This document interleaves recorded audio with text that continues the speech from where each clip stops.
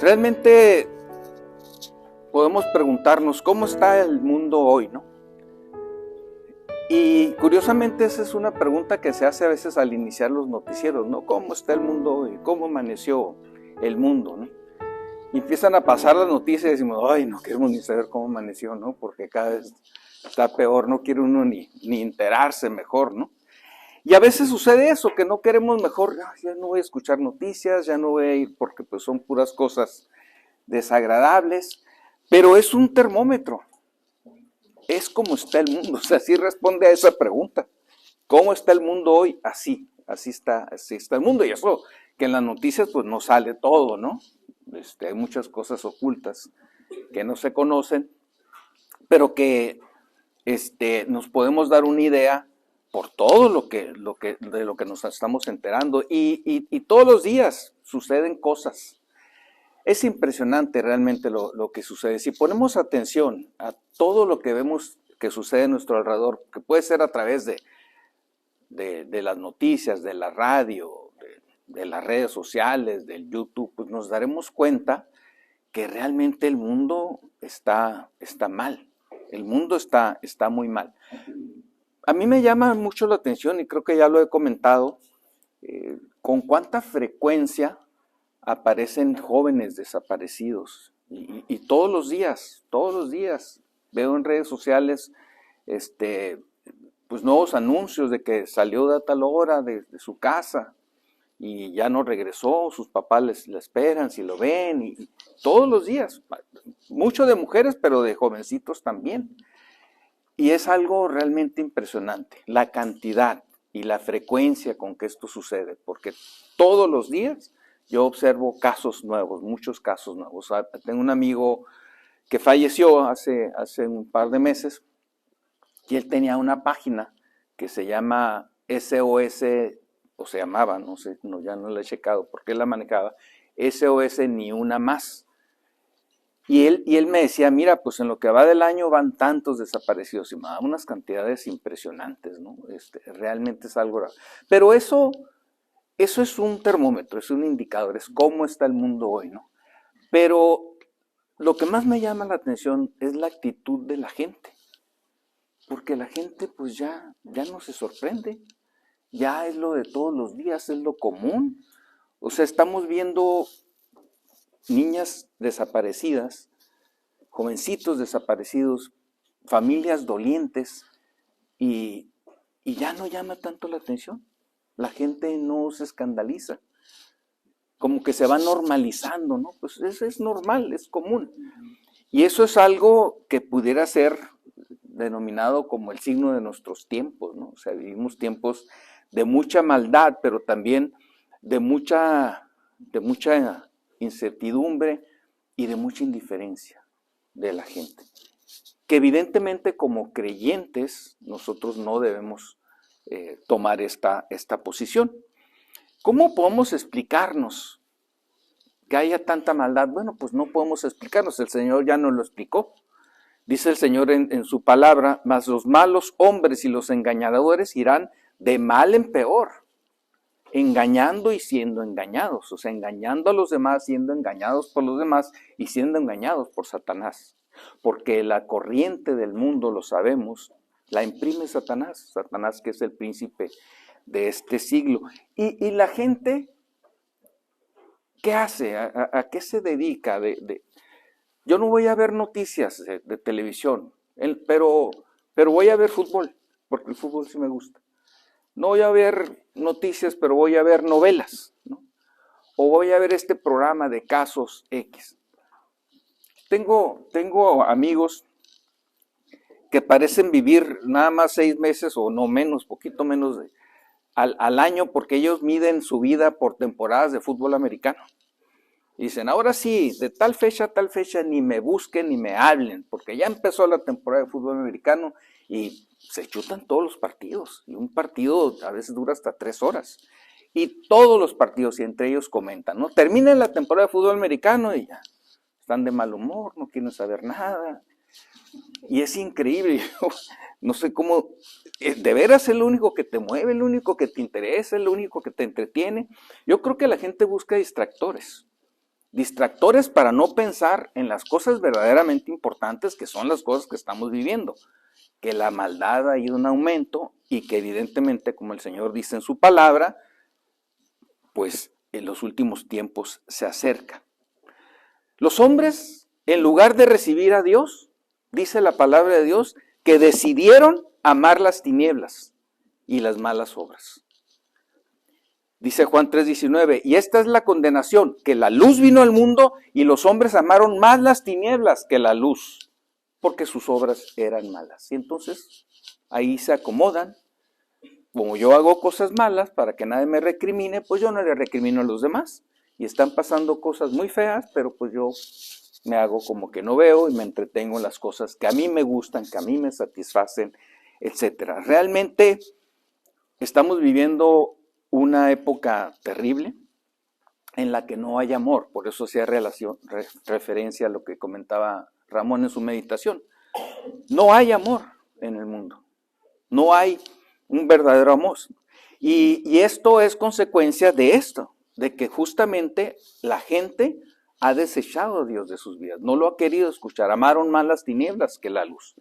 Porque si realmente amamos al Señor, dice 1 Juan 4:8, que Dios es amor. Dice, el que no ama, no ha conocido a Dios, porque Dios es amor.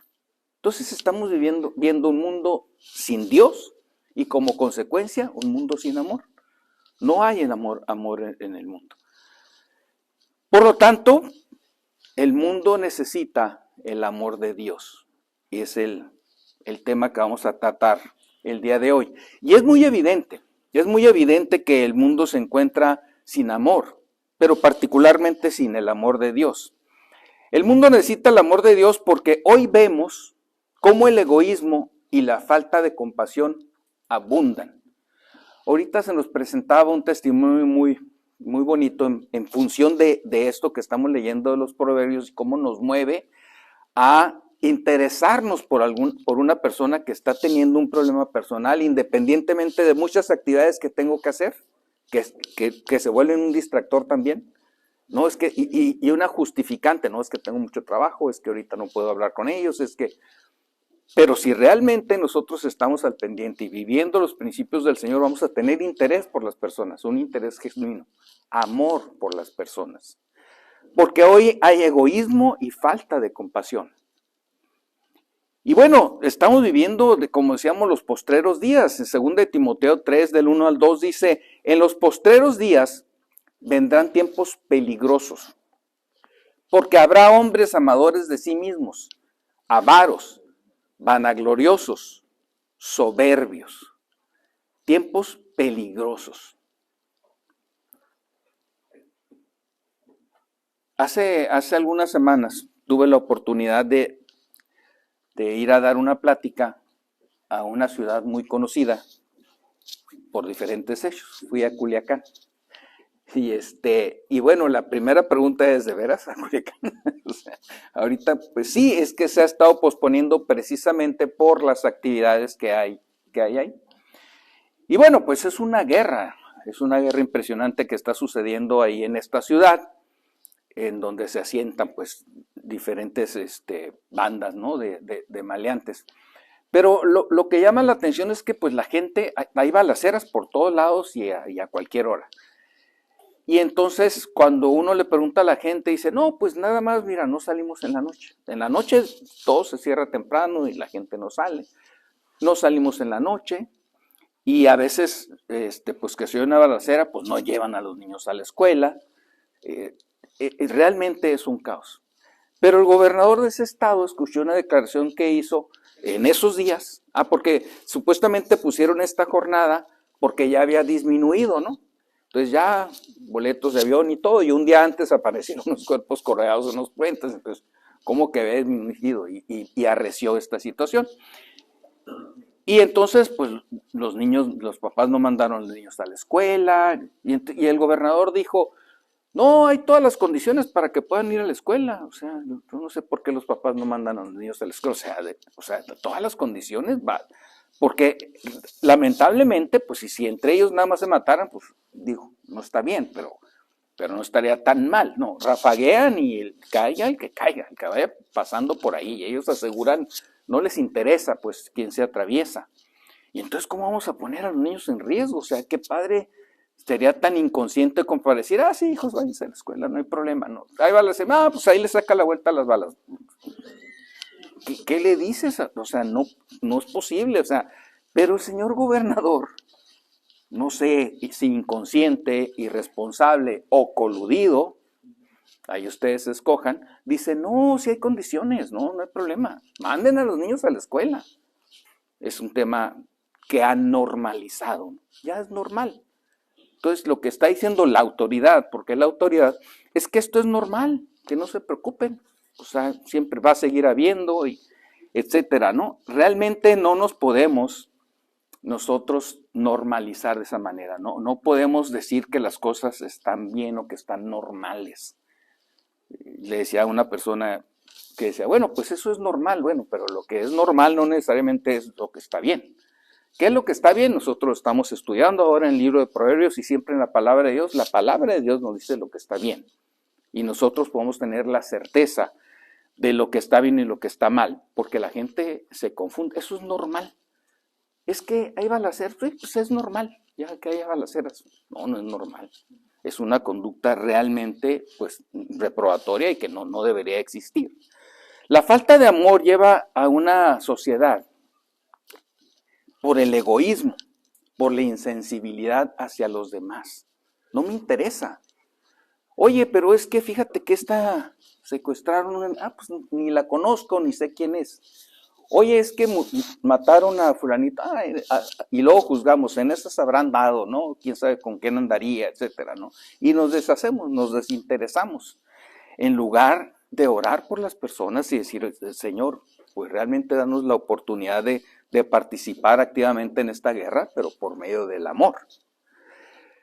No se tiene un interés de unos por los otros. La gente está normalizando estas situaciones en su vida, pero la maldad se multiplica, va en aumento, es grande, es muy grave la maldad que estamos viendo hoy, pero ¿saben qué? Si el día de mañana no llega el Señor, mañana estará peor.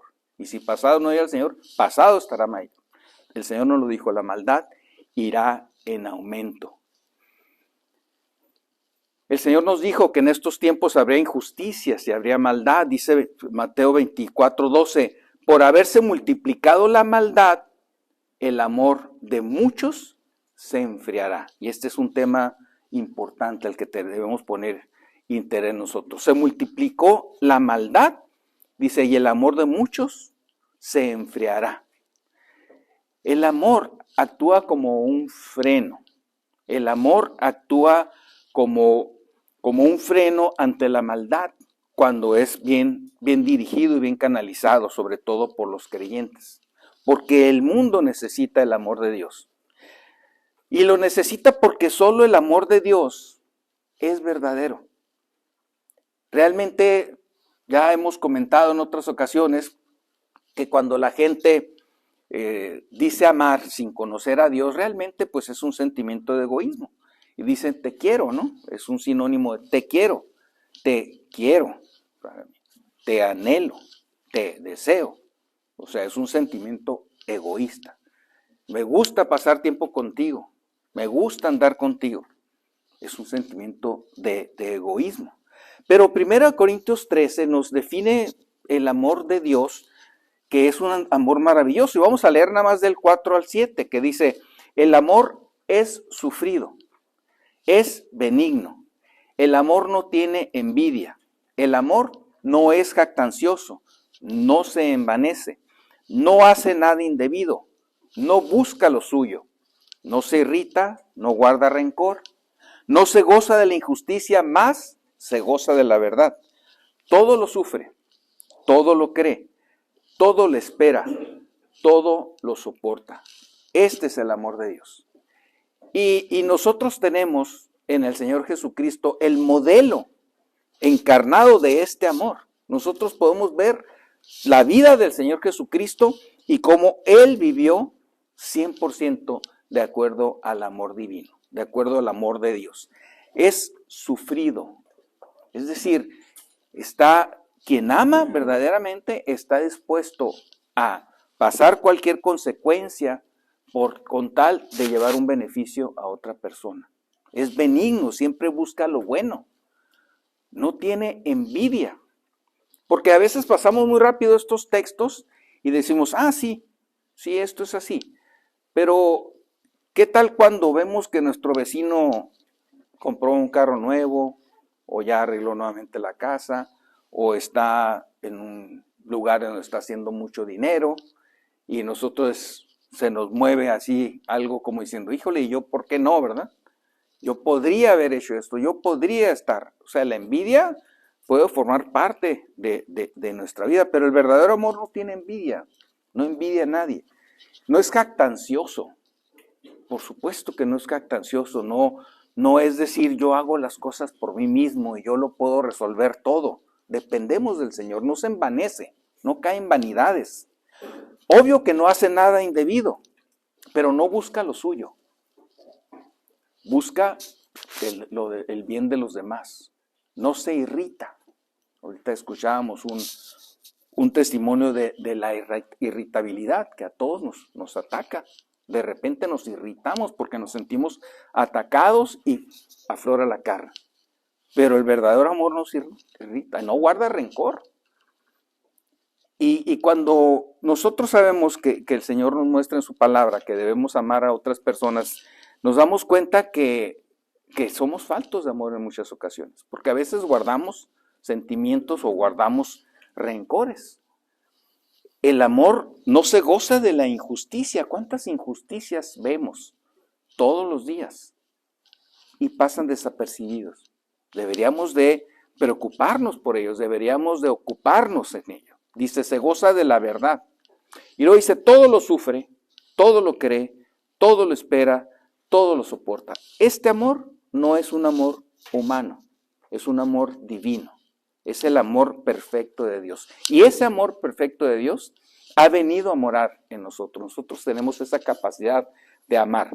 Nos podemos sorprender si analizamos cada una de las cosas que dice aquí, pero el Señor nos ha dado la capacidad para que nosotros vivamos conforme a cada una de las cosas que dicen aquí. De tal manera que nosotros debemos revisar nuestra vida a la luz de estas definiciones.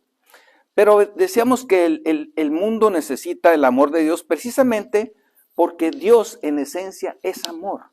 La historia de la Biblia es maravillosa cuando uno ve esta perspectiva, porque toda la historia de la Biblia habla del amor de Dios.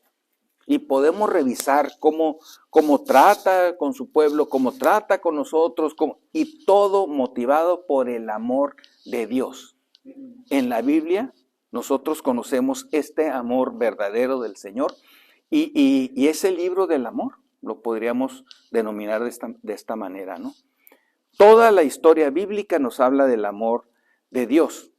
Y primera de Juan 4:8 dice, el que no ama no ha conocido a Dios, porque Dios es amor.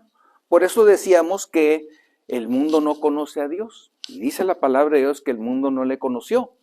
Y por eso no hay amor en el mundo. Por eso hay maldad y por eso hay egoísmo y por eso la maldad va en aumento, porque se ha desechado a Dios. El amor que nosotros experimentamos es un amor de una naturaleza divina. No es una emoción, no es un sentimiento egoísta, no es el anhelar las cosas, sino es el reflejo del carácter divino en nuestra vida, de la residencia del Espíritu Santo en nuestro corazón y de la obra del Espíritu Santo en nuestro corazón. Ese es el amor del creyente y ese es el amor que el mundo necesita. El amor de Dios es para siempre y nosotros podemos a veces pensar, o la gente puede pensar, que hablamos de Dios. Ahorita se hablaba de cientos de años, de miles de años, cuando vinieron las promesas de nacimiento del Señor Jesucristo y otras profecías, ¿no? Y podemos hablar, oye, pues esto ocurrió hace mucho tiempo, ¿no? Pero ahora estamos viviendo un tiempo diferente. La gente a veces argumenta eso. y a veces nos llama anacrónicos, por decirlo de una manera elegante, ¿no?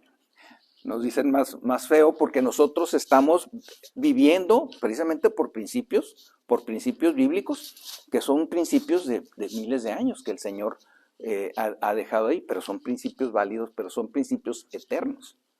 Entonces el Señor es tan actual en la eternidad como el día de hoy, y es tan real el día de hoy como lo será siempre. Las personas esto no lo perciben así, o piensan como que, hace mucho vivió Jesús. Oye, pero va a venir otra vez. Pero falta mucho. O sea, no, el amor es actual, el amor de Dios. Y el día de hoy, cualquier persona que no conozca este amor y que no tiene al Señor Jesucristo en su corazón, lo puede adquirir. El día de hoy puede nacer de nuevo. Por eso nos decía Ramón en su meditación que cada uno de nosotros tenemos diferente fecha de nacimiento espiritual. A menos que nos hayamos convertido el mismo día, en la misma campaña evangelística o en el mismo mensaje, pero sí, cada uno de nosotros tenemos diferente edad espiritual, por llamarlo de alguna manera. Pero es un amor que permanece para siempre. Y fíjense qué interesante lo que dice 1 Corintios 13:13. Dice, y ahora permanecen la fe, la esperanza y el amor. Estos tres, pero el mayor de ellos es el amor.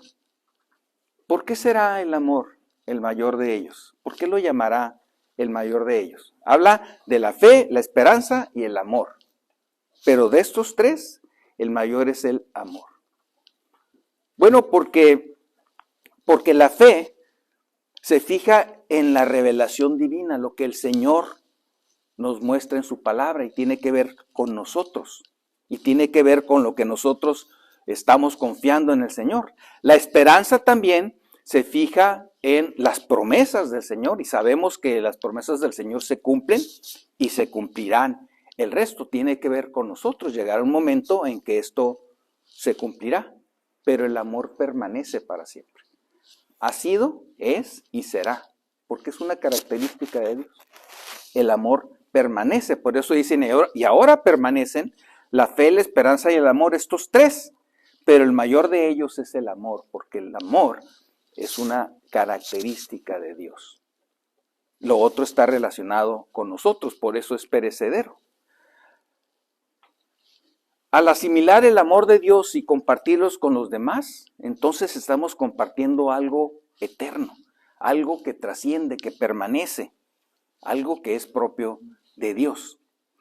1 Corintios 13:8 también nos dice que el amor nunca deja de ser, pero las profecías se acabarán y cesarán las lenguas y la ciencia acabará, pero el amor nunca deja de ser.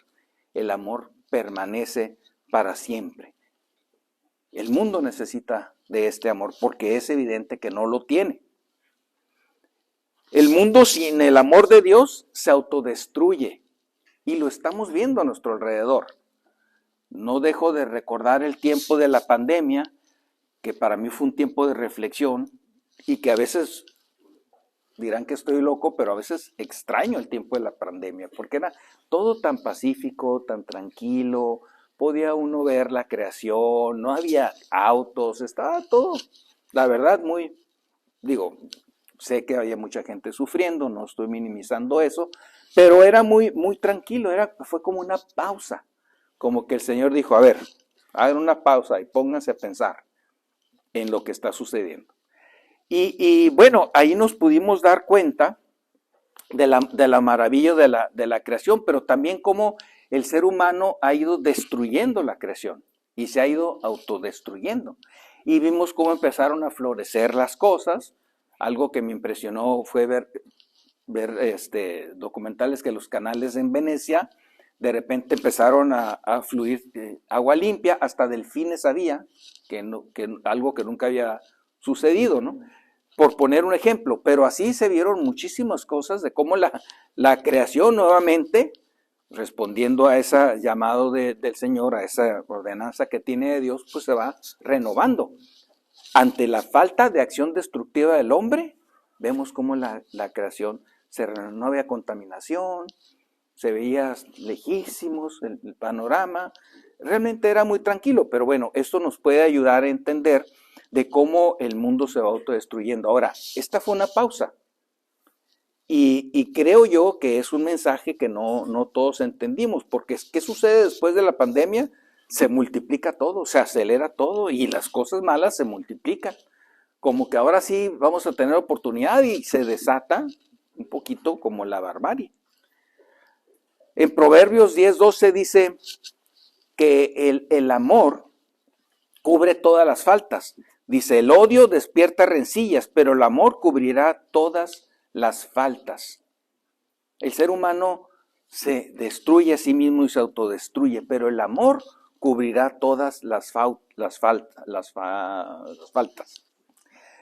Entonces vemos cómo en el hombre ha ido anidando la destrucción, la autodestrucción, el odio, los malos sentimientos, etcétera, etcétera. Pero el amor es el que puede evitar que esto siga sucediendo. Y en Santiago 3:16 nos dice también que donde hay celos y contención, ahí hay perturbación y toda obra perversa. Donde hay celos y contención. Y ya vimos que el amor no busca lo suyo, que no cela a los demás. La falta de amor evidentemente da lugar a la envidia, al egoísmo, y a su vez provoca caos y autodestrucción. Estaba viendo un documental de cómo de un par de hermanos que los dos fueron asesinos en serie y decían los investigadores que es algo muy, muy curioso porque cuando dos hermanos se juntan a hacer el mal, normalmente lo hacen a las mismas personas, pero estos cada quien por su lado y cada quien hizo cosas malísimas, ¿no? Y platican las cosas justificándose como solemos hacer los seres humanos desde que somos pequeños, ¿no? Que, oye, hiciste esto, ay, sí, papá, pero fíjate que, y nos justificamos. Y así seguimos justificándonos, y no importa el nivel de maldad, se siguen justificando. Ah, es que yo vi a mi papá que hizo eso. Ah, es que así fue como crecimos nosotros. Ah, sí, y se justifican. No, pero yo soy una buena persona. Realmente no hago el mal. Cuando tenían una serie de asesinatos ahí en serie, ¿no? O sea, la conciencia se va perdiendo. Se van autodestruyendo las personas y destruyendo todo alrededor. La decadencia de la humanidad sin Dios es impresionante. Dice Romanos 1:28-31. Y como ellos no aprobaron tener en cuenta a Dios, Dios los entregó a una mente reprobada para hacer cosas que no convienen, siendo necios, desleales, sin afecto natural, implacables, sin misericordia. Lo que el mundo necesita es el amor de Dios. Y sin el amor de Dios, la maldad seguirá multiplicándose. Aquí Pablo nos está narrando cómo el rechazo a Dios lleva a comportamientos destructivos, incluyendo la pérdida del afecto natural y la misericordia. Y dice la palabra de Dios que la conciencia de las personas que están haciendo el mal se adormece cada vez más. Por eso el mundo necesita el amor de Dios, porque el amor de Dios también es un amor que permanece para unirnos en torno a Él. Y este punto es maravilloso cuando lo revisamos. Colosenses 3:14 dice, sobre todas estas cosas vestidos de amor, que es el vínculo perfecto. El amor es el vínculo perfecto. El vínculo que nosotros tenemos en el Señor es el amor del Señor. Y es perfecto porque no le falta nada y porque es eterno. Sobre todas estas cosas vestidos de amor, que es el vínculo perfecto. La unión perfecta, la unión indivisible, el amor de Dios, que nos une a nosotros, que nos une con el Señor Jesucristo y que nos hace uno con Dios. Esto es maravilloso, que nos hace uno con Dios. No sé si ustedes se han puesto a pensar del enorme privilegio que esto significa y del enorme privilegio al que tenemos acceso y que a veces desestimamos, que a veces no valoramos. Pero el poder tener nosotros este compañerismo íntimo con el Señor, haciéndonos uno, es maravilloso. Juan 1, del 11 al 13 dice, fíjense, a lo suyo vino y los suyos no le recibieron, mas a todos los que le recibieron, a los que creen en su nombre les dio potestad de ser hechos hijos de Dios, los cuales no son engendrados de sangre, ni de voluntad de carne, ni de voluntad de varón, sino de Dios. Y esto a mí me parece impresionante, o sea, me llamó mucho la atención. Es maravilloso, porque nos da el derecho a ser hijos de Dios, porque somos engendrados por Dios. La misma acción progenitora que tuvo Dios hacia Jesús, que fue quien lo engendró, también con nosotros sucede lo mismo. Nosotros tenemos en Jesucristo exactamente la misma posición que el Hijo. Y esto lo hace Dios por amor. Qué gran amor tiene el Señor para con nosotros, que éramos rebeldes a Él, que éramos sus enemigos, para engendrarnos como hijos. Dice, los cuales no son engendrados de sangre, ni de voluntad de carne, ni de voluntad de varón. Son engendrados de Dios, como lo fue el Señor Jesús. Y dice que nos hace uno con el Señor. Dice Juan 17, 20 y 21. Mas no os ruego solamente por estos, sino también por los que han de creer en mí, por la palabra de ellos, para que todos sean uno, como tú, oh Padre, en mí y yo en ti, que también ellos sean uno en nosotros, para que el mundo crea que tú me enviaste. Es decir, somos uno con el Señor Jesucristo y con Dios mismo. Que todos sean uno como tú, oh Padre, en mí y yo en ti, que también ellos sean uno en nosotros. Eso es un privilegio, eso es una gran bendición, pero también es una gran responsabilidad. Que nosotros debemos cuidar nuestra vida para mantener esa unión perfecta, el vínculo perfecto del amor. Realmente es algo que nosotros podemos estar disfrutando, pero ser conscientes de que también el mundo necesita de ese amor. Ese amor que nosotros como cristianos conocemos, que nosotros como cristianos experimentamos, y una manifestación de que verdaderamente lo hemos recibido y somos hijos de Dios, es justamente que podamos nosotros compartir con otros el amor del Señor. Porque a veces somos tacaños, o miedosos, o inconscientes, o tal vez egoístas, y no dedicamos el tiempo suficiente para compartirles a otras personas la importancia de ser salvos y también ser rescatados. El Señor enfatizó la importancia de esta tarea, el que nosotros podamos testificarles a los demás, y le enfatizó en Juan 13, 34 al 35, dice así: un mandamiento nuevo os doy, que os améis unos a otros como yo os he amado, que también os améis unos a otros. Y en esto conocerán todos que sois mis discípulos, si tuviereis amor los unos con los otros. En esto conocerán todos que sois mis discípulos, porque el amor, que es el vínculo perfecto, se pone de manifiesto en nuestras relaciones entre creyentes y en las relaciones también con los demás. El Señor busca discípulos genuinos, seguidores genuinos, entregados, fieles. A los creyentes se nos nombra en algunos pasajes de la Escritura como fieles, pero debemos nosotros también de meditar y contrastar nuestras vidas para ver si merecemos ese calificativo de fieles. ¿Realmente somos fieles? ¿Hemos ido al Señor? Cada uno de nosotros podemos meditar en ello y contestarlo. Dice el Salmo 31, 23, amad a Jehová todos vosotros sus santos. A los fieles guarda Jehová y paga abundantemente el que procede con soberbia. Y dice 1 Corintios 4, 2, ahora bien, se requiere de los administradores que cada uno sea hallado fiel. Y nosotros somos administradores de la palabra de Dios, de las cosas espirituales. Y se requiere que cada uno sea hallado fiel. Y nosotros tenemos esta oportunidad de estar revisando nuestras vidas para identificar si estamos realmente siendo fieles.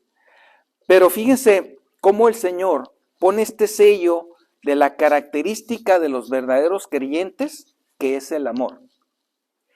Pero dice: un nuevo mandamiento os doy.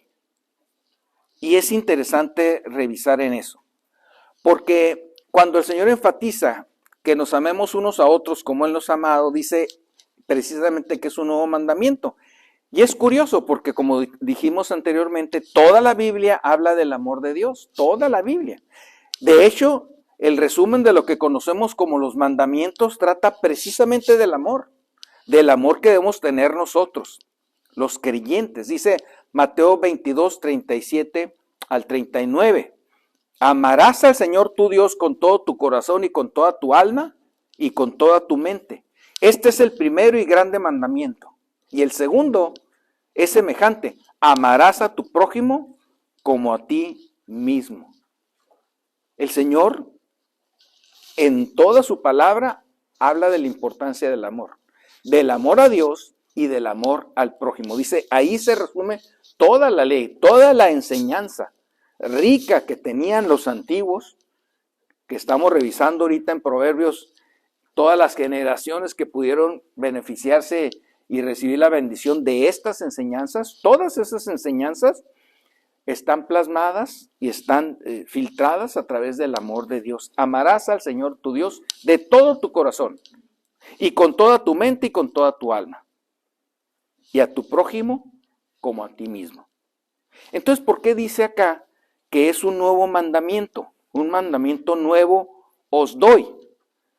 Bueno, lo que tiene este mandamiento de nuevo es que el Señor dice que nos amemos como Él nos ha amado. Aquí tenemos el ejemplo específico de su vida, de cómo Él nos ha amado, de cómo Él se entregó por nosotros para que nosotros podamos aprender de Él. Eso es lo nuevo que nosotros podemos entender en este mandamiento. Dice, como yo os he amado, amaos unos a otros. Y entonces vemos ese ejemplo y podemos decir, bueno, pues me queda muy, muy claro. Pero además, lo nuevo de este mandamiento es que nosotros tenemos al Espíritu Santo en nuestro corazón, que no tenían antes, para podernos dejar guiar por Él en este amor verdadero que el Señor pone en nuestros corazones, si dejamos obrar al Espíritu Santo y si no andamos según la carne, sino según el Espíritu. Aquí se resume toda la ley.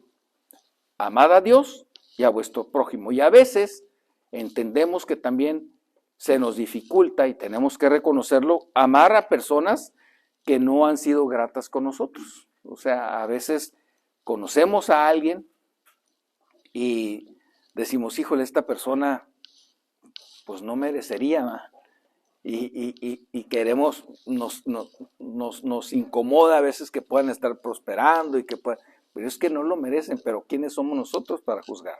El Señor nos dice en Mateo 5:44, yo os digo, amad a vuestros enemigos, bendecid a los que os maldicen, haced bien a los que os aborrecen, y orad por los que os ultrajan y os persiguen, para que seáis hijos de vuestro Padre que está en los cielos, que hace salir su sol sobre malos y buenos, y que hace llover sobre justos e injustos. Porque si amáis a los que os aman, ¿qué recompensa tendréis? ¿No hacen también lo mismo los publicanos? Y si saludáis a vuestros hermanos solamente, ¿qué hacéis de más? ¿No hacen también así los gentiles? Sed pues vosotros perfectos, como vuestro Padre que está en los cielos es perfecto. El Señor nos da, por medio del Señor Jesucristo, Dios nos da por medio del Señor Jesucristo el acceso a la perfección, a la obediencia perfecta y al amor perfecto. Sed vosotros perfectos, como vuestro Padre que está en los cielos es perfecto. Así es que estos son puntos que podemos ir analizando nosotros en nuestra vida, de saber si realmente estamos entregados al Señor como decimos o como creemos, porque podemos estar también equivocados. El amor, entonces, al que se refiere el Señor Jesucristo es un amor sacrificial. Él se sacrificó por nosotros. Él hizo todo por nosotros y se refleja Decíamos en 1 Corintios 13, ese amor que da todo por el beneficio de otras personas. Ese es el amor verdadero y el amor de Dios. Él nos da la capacidad de poner en obra este amor perfecto por medio del Espíritu Santo. El amor verdadero que el mundo necesita. La manifestación del amor de Dios Padre es la entrega de su Hijo unigénito. Ahí podemos ver el gran amor que el Señor tiene para con nosotros, y lo sabemos en Juan 3:16. De tal manera amó Dios al mundo que dio a su Hijo unigénito. Es una forma tan grande, tan inexplicable y tan difícil de entender, que dio a su propio Hijo por nosotros los pecadores. Pero la manifestación del amor de Jesucristo, del Dios Hijo, es la entrega de su propia vida, separándose del Padre mediante la muerte más terrible, más aborrecida por Él, la muerte en la cruz, porque ahí se separó de Dios y cargó los pecados del mundo. Es un amor sacrificial, Él se sacrificó por nosotros. Y la manifestación de que hemos nosotros recibido ese amor es compartirlo con todo el mundo, con todos los que tienen una necesidad. El mundo necesita el amor de Dios. Lo estamos viendo, es muy evidente. Y lo que corresponde a nosotros, como el amor respuesta a ese amor que tuvo Dios Padre, a ese amor sacrificial del Señor Jesucristo, es que nosotros vivamos también conforme al amor de Dios, permitiendo que el Espíritu Santo obre en nuestras vidas. No es algo para lo cual el Señor nos ha dejado solos. Pues ahí ustedes hagan esto y ver cómo le hacen. No, Él nos ha dotado de toda la capacidad para que nosotros podamos obrar exactamente como Él lo ha hecho. Dios Padre y Dios Hijo han hecho su parte. Solo falta que nosotros también vivamos una vida de amor, hablándole a todos de esa gran necesidad que tienen. La más importante, la única que es realmente importante, la necesidad de Dios en sus vidas. Y de esta manera cumpliremos los propósitos que el Señor tiene para nosotros de ser la sal del mundo, que contenga en mayor o menor medida la destrucción de este mundo que va derechito al caos, como lo estamos viendo, pero nosotros no podemos pasar inadvertidos en esta situación. Hay una batalla que dar, es una batalla espiritual y a nosotros nos toca tomar parte en ello. Si el mundo está siendo destruido, es porque la iglesia no ha sido lo suficientemente grande, lo suficientemente activa, lo suficientemente cumplidora, digamos, de su responsabilidad para ser esa sal del mundo que preserve al mundo de su destrucción. De tal manera que cada uno de nosotros podamos entender qué papel jugamos en esto que está sucediendo. Y cada vez que veamos las noticias, y cada vez que veamos estos anuncios de niños y niñas desaparecidas, y cada vez que oigamos de balaceras, nos preguntemos, ¿y yo qué estoy haciendo para contener la maldad del mundo? Porque ni las autoridades, ni algunos otros países que dicen, no, cuando intervenga Estados Unidos, nadie podrá hacer más que cada uno de nosotros cuando logremos convencer a otras personas de la importancia de recibir al Señor Jesucristo como Salvador personal. Y entonces multitud de pecados serán cubiertos. Que el amor de Dios nos mantenga unidos en este propósito y que todos podamos ser conscientes de Él y poder cumplirlo. Que Dios los bendiga.